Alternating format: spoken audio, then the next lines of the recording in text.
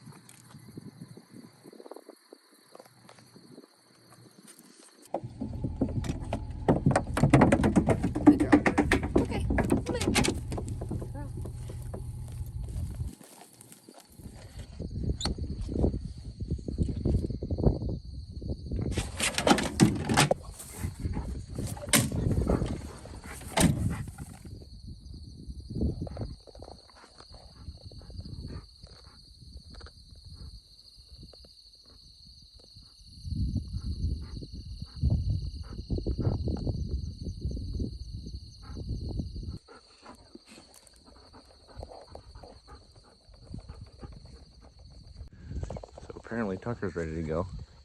Problem is he stole my seat. Tucker, what are you doing?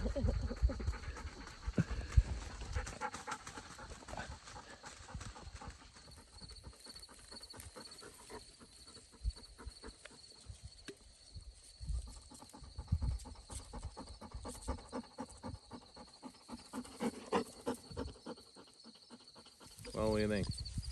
Well, we've shot 0 times. It's a little slow this morning. Oh. A little slow. Okay, it's really slow this morning. But the weather is really nice. I think it's the coolest morning that we've had, but I'm just hoping that the doves start flying soon. Yeah, we may think about moving here pretty quick if we give another 15-20 minutes, then see what happens. For sure. That sounds good. Alrighty, well, we are on the move because that was pretty dang slow. Very nice.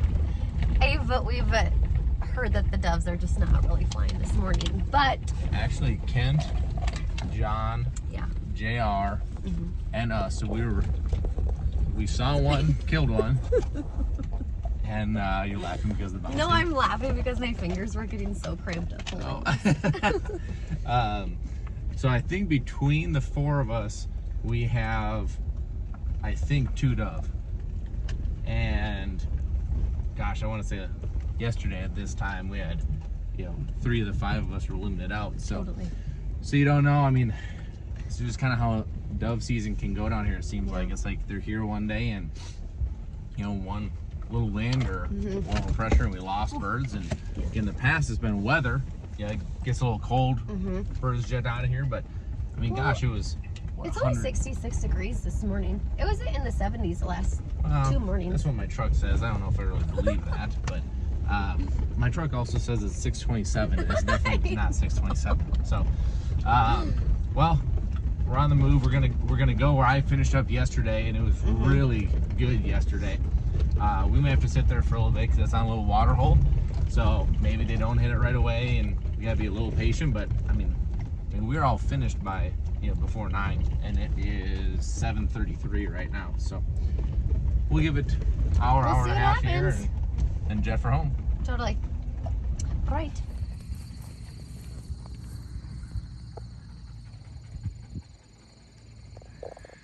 So I know this doesn't look like much.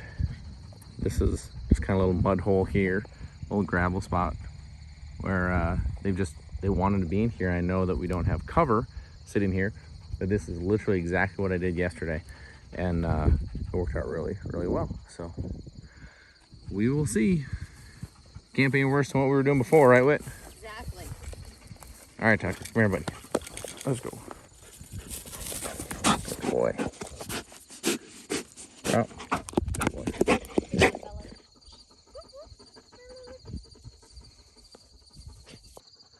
Well, better than none. We're up to 3.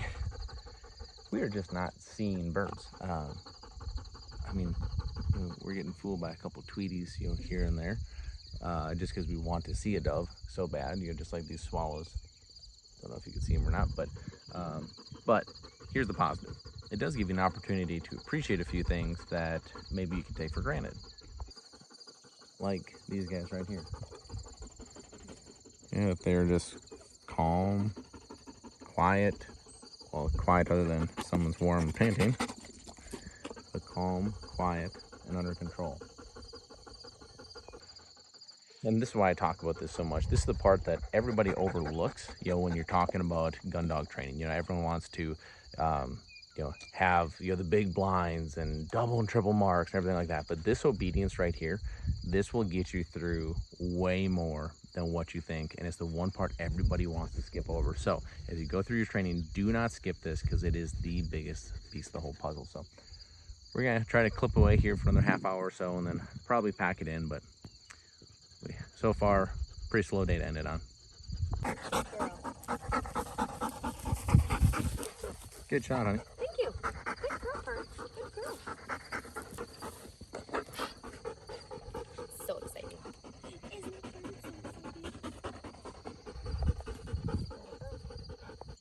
Tucker.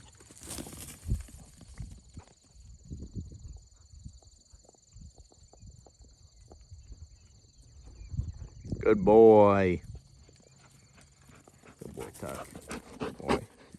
Yep. Good boy. Just happy. Well, we're calling it a day. Oh, there was kind of just shooting. There was something just flew by. This always happens. But we're gonna call it a morning. We have a long drive home, and the birds they're so scarce, and so it's just not worth sitting here any longer when we have the little babies to get home to. But we did end up with 3, 4, 5. So got 5. Better than anything else. Better than less than 5. But it was a great morning. Such an incredibly fun trip. As you know, it's our favorite way to kick off hunting season, just because it's so chill. The dogs get great work in. There's Miss Purd. Her eyes are still to the sky. Aren't they, Purd? She loves this. But yeah, it was a great trip. We're going to pack up and head on home.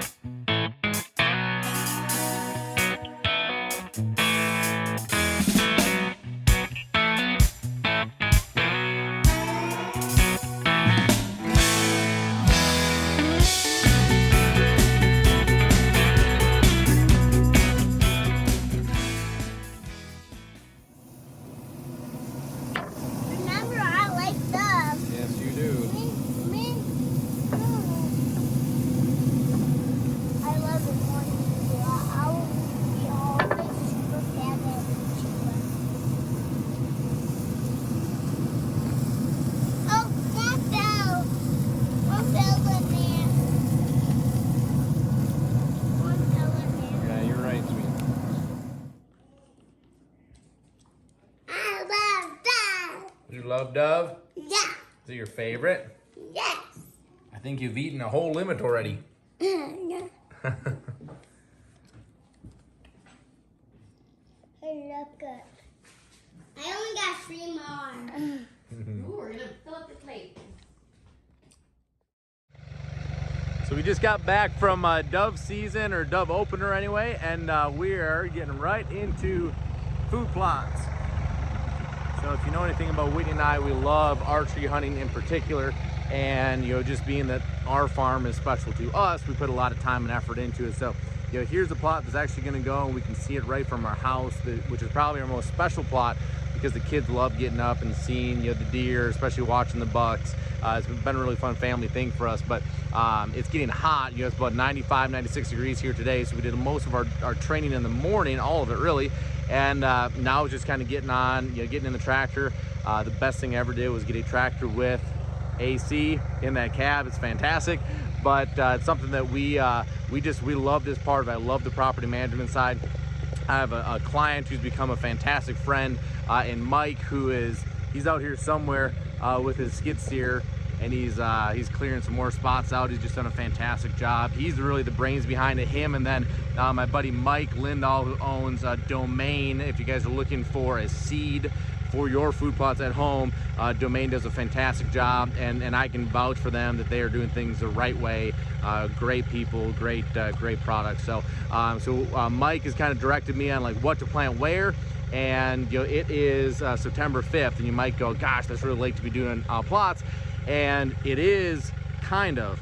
Mike has actually taught me that these late plants can be extremely productive, especially for, you know, later season plots. But then also we're waiting for rain, and we haven't had any. Now there's rain tonight in the forecast, and then 50% chance the next 2 days, and nothing again. So it's kind of a scramble to get everything in and done now.